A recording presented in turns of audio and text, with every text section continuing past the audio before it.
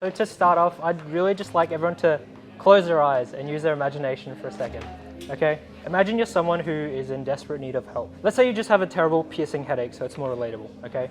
So you go to the most knowledgeable doctor in your area, you sit down in their office ready to be cured, they walk in, they don't ask you at all what the problem is, and they just prescribe you with diarrhea medication. How do you think you'd feel? And on top of that, now imagine you're also dealing with financial difficulty, language barriers, cultural shock, or any of the many challenges that displaced people might be facing today. Wouldn't that feel even worse? A lot of unsuccessful architecture nowadays stems from that approach of designing based on assumptions. And on the flip side to that, a lot of fantastic architecture actually does the opposite. They work with communities to create solutions together. So why isn't that the way we're educated? Why do we function in a system that often doesn't take care of its own people? And why do so many people at some point in their career either question whether they should leave or just leave it entirely? Through the introduction of a human-centered studio culture, could the next generation of architects acquire the skills to design collaboratively, inclusively, and with dignity for displaced communities or anyone that needs it? So that's what I've explored through this proposal, an architecture school and a completely different system that designs for people through listening. Let's just go back to that doctor analogy really quickly. So what was the solution there? It was to hear the patient's story, right? Stories are often one of the most powerful tools that we as people can use to connect with each other and build relationships. It's telling and sharing from one end, but also listening and learning from the other. When I started this process, I knew that I did not have the answers, and so I sought out the answers by talking to people, asking them questions and trying to learn about their experiences through listening to their stories. What began as me speaking to a couple of friends on exchange led to me visiting 4 different countries, visiting 8 different universities along the way, putting out a survey that reached people from 64 different countries, and this year alone, by posting it online, reaching 900,000 people. This project has reached a lot of people. Yeah. So it's reached a lot of people, a lot of students, professionals, and graduates. All of them shared their insights and perspectives to me regarding architecture school and their experiences, the good, bad, and everything in between. And as you can imagine, I've uncovered a lot in the last 5 years, which is when I started this whole process. But today I've just distilled everything into 3 key talking points: the system, the building, and the users. And I'll be walking through how a student interacts with them through their journey in architecture school, and the 3 criteria that they all need to meet. I call it the ABCs of the not architecture school system. And I've actually prepared some clipboards for you with all the criteria there. Thank you. Perfect. Glad we have 4. Everyone in this room has their own story, right? Most of us start our journey into architecture through university. It's generally our first interaction with the system. But what we don't often think about is the people that don't even get in. There are a lot of hurdles that actually prevent people from getting into architecture school in the first place. Besides the portfolio, just the cost of how much school fees are, it makes it really inaccessible to people. For whatever reason, we decided that we knew the answer to why we decided to study architecture school at the very start, before we even interacted with the system. And these people might have really good intentions, but they just can't get in. So what if architecture schools were, instead of run under these big institutions, part of non-profit organizations? They were free and they had schools scattered across the world, which adapted to the place they're located in and taught in the ways that suited them. So basically what I'm proposing is a complete change to the system. If that was the case, imagine how many displaced people could find themselves accepted in the architecture community alone. And once they acquired the education, go out into the world and use that just amongst their own communities. So moving on to the building. Once you're in architecture school, once you're enrolled in all that, all of a sudden this building becomes our world, right? It's a place where all our understanding of all this stuff begins. So let's say you're fortunate enough to live in Sydney and you can use this building that I've co-designed with the community online. Let's say you're starry-eyed first year, you're feeling all kinds of emotions on your first day, bit nervous, bit excited. You start off in the public entrance. You see the exhibition full of students' work from senior years. You get a little excited about what the journey you're about to embark on, where it will take you. You move along and all of a sudden, the space opens up into this huge collaborative space. There are trees, natural light. You're in this space filled with people that are learning, talking, they're sitting on the floor, using spaces how you would have never expected to before. That's just architecture school. But you've got to go to orientation, so you scurry along, go to the classroom that you're supposed to be in, and sit down, take a deep breath. You're a little relieved because it's much quieter in there and less overwhelming. During the orientation, you get paired up with the fourth year. They are tasked with showing you around. You're presented with your desk, and they take you into the private studio space where you go set up your desk. You walk in, you tap your card for access, you look around, you see a gym, you see a lounge, and you see a vending machine full of salads. And you start to wonder yourself, are these health freaks or something? But then you look up to the layers of desks that sit in front of you. Each of them are very unique, and so are the people behind them. They smile and wave at you and welcome you to your first day of school. Doesn't that sound nice? This co-designing process was very rigorous. It looked more into the experiences of a student on top of the building itself. Every time a decision needed to be made, I put it out to a community online, and they helped make decisions. They helped me choose the right decisions, I guess, based on what they wanted that experience to be like. From user relationships, design details to functional and programmatic ones, like whether or not the building should remain open for 24 hours a day, and how that might influence a toxic culture or an unhealthy culture, stuff like that. We talked about what courses should be taught in what specific year to even meet accreditation in Australia.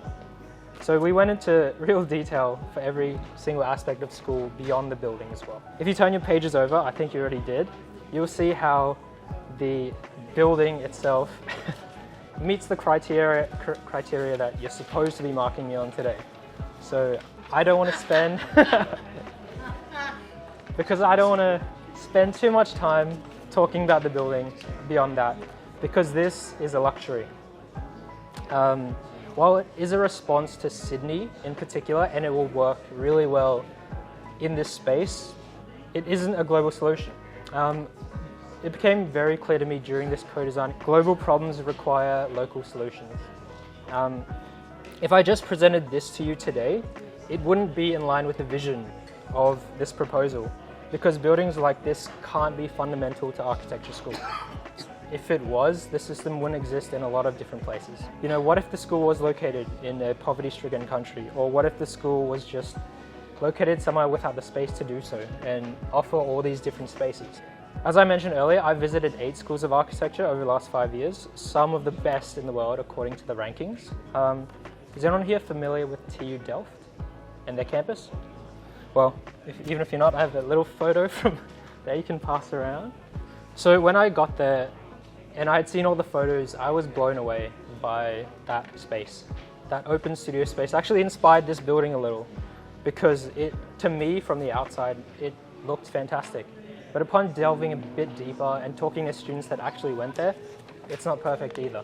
As great as it is, during the busy seasons, people get frustrated with the noise and the lack of space to work on during the day. And so they don't have a sense of belonging, really. On the flip side to that, another story I heard, she told me how her and her classmates would sit on this sidewalk instead of their studio space. And they would make models there. They would sit there and have discussions about class. So they wouldn't even use their own studio spaces. And to me, that was really powerful, because it really demonstrates that people can just create their own sense of belonging wherever they are. Regardless of where it's located, students should never be hindered by the lack of this or lack of that. Whatever the building is, whether or not there even is a building, it really should just be a place where students can find the answers to all these questions. But in the blink of an eye, all that time disappears, and we find ourselves standing here, presenting our graduation studios.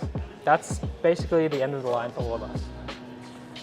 But along the way, we have, to some degree, I know there are a lot of unanswered questions, but to some degree we have found the answers to these questions. And there's one in particular that I think we should all kind of ask ourselves at the end of our degree, which is where we are today. Why do you want to be an architect? Now, I've shared a few stories today, so I'd actually love for you, the panel, to share some of yours.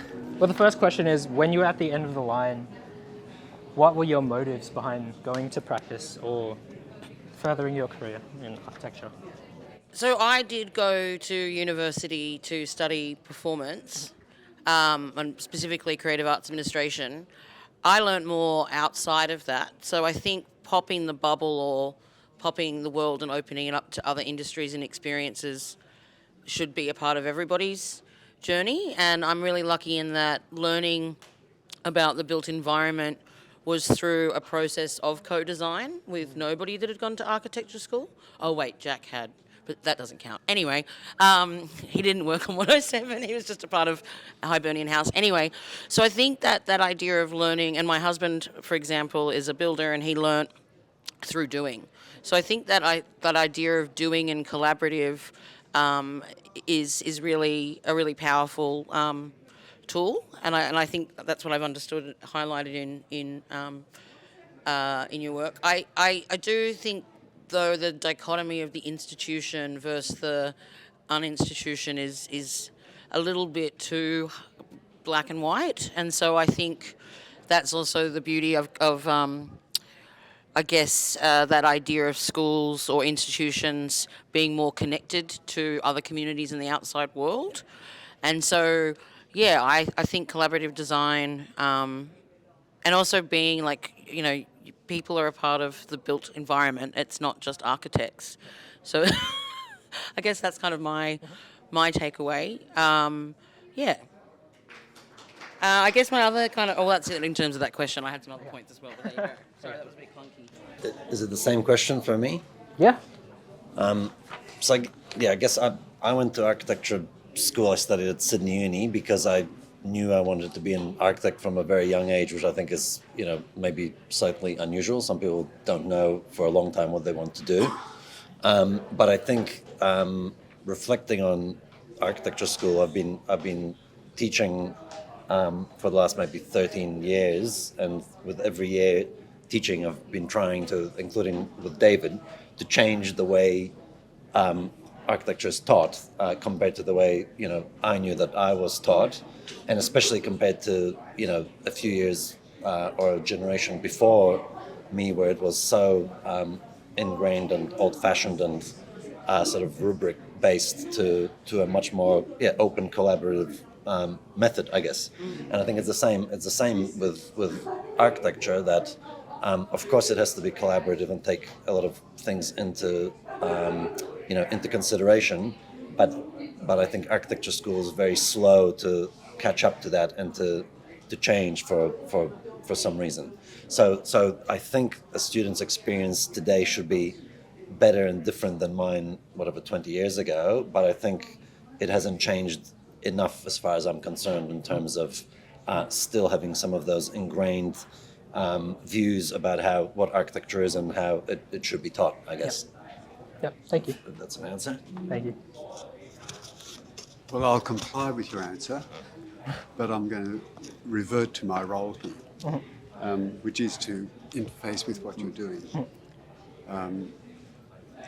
I just found my way into architecture as being what suited me the most and what I liked the most. And I found that towards the end of my high school years. But the reason why I want to revert to it, I want to ask you why you're asking us these questions. Is it a demonstration of your process? In some ways it is. I guess throughout this process I've gotten so used to listening to people along the way, because I think it's important to have that dialogue. I feel pretty uncomfortable standing here and telling you all this. I always, through any conversation, want to have a back and forth. I want to get to know you better, as I have, told you a bit of my story. So it makes you feel better? I mean, it makes the conversation feel more like a conversation rather than a presentation, because one of my criticisms of the architecture education is the way we stand up and we have to defend our ideas and we do all that kind of stuff. I think it should always be a dialogue, because as students we want to learn, so we really need to take in more than we present in some ways, I think. Do you think we don't have a dialogue in these sort of situations? Is it Not in all of them, definitely. Do you think it's the power imbalance that you're being assessed by David, for example, or me? Not necessarily. I do think it's important, and something that I've heard a lot online and something I agree with is we actually, as students, like to hear more critical feedback. It's just the way it's delivered in some schools. The stories I've heard from overseas, I think, and they've told me a lot of stories about how their professors they put down ideas straight away. They don't accept anything. They don't listen. They just tell you to do what they think you should do. Yeah. So that's This what terrible dictator. Yeah. Okay, so that's all fair enough. There's nothing that you've said which is of any concern to me in terms of the learning process you've undertaken and also the exploration of ideas that you've undertaken. I think it's good to question the way in which we develop our skills, our knowledge, and how we can contribute to society and how we do so. And I do think, I made some notes, I do think that you did say it, but I'll re-say it the way I understood it. I thought you said it. We are in a privileged and important position when we spend the better part of our life understanding how to do something from evidence-based research, from talent, from passion, from a desire to contribute to a better world, and to do so by providing listening as well as hearing. And the important point is for me that when somebody comes in who's got a headache and they're diagnosed with a diarrhea, that's clearly malpractice. And we do carry a responsibility to provide relevant and appropriate and, if you like, socially and environmentally responsible advice. And that is best done by listening. And I don't think it's a free-for-all. I don't think everyone can deliver to the same expectation, quality, standard, responsibility, that advice without studying, without understanding the knowledge base, without contributing skills that people who are going to them need to have. So I think it's a good way of thinking and way of acting. So I support what you're doing. Thank you. Because you still maintained that you are in an architecture school. Just because it's not the not architecture, just because it's the not architecture school, I got confused. It still is an architecture school. Yeah. Yeah. That's the irony. Well, I just wanted to wrap up by saying those are your experiences and those are your stories, and now you've passed it on to all of us. I did want to take this chance to thank you, David and Renata, for supporting us in this way and nurturing our learning through the studio, and also for letting me share it online. Because I think a lot of people resonated with that. A lot of people were drawn to that because that's what they want as well. I think too often in architecture school, I'll just finish up on this point, people value the polished models and panels at the expense of sometimes a student's well-being and their learning. And I think it should be the opposite of that. Because this messiness, this model is actually a model of my desk, or my ideal desk, or whatever. Because I sent out a challenge to the community that helped me design them, because I wanted to credit them for helping co-design this. And the challenge was to draw their own desk. And as you can see, every desk is very different and very unique, and I think it really should be a celebration of everyone's individuality and their own passions, which is what David has done through this studio. Once we collectively understand how to be a human-centered community, maybe one day we can do the same for the rest of the world. Thank you.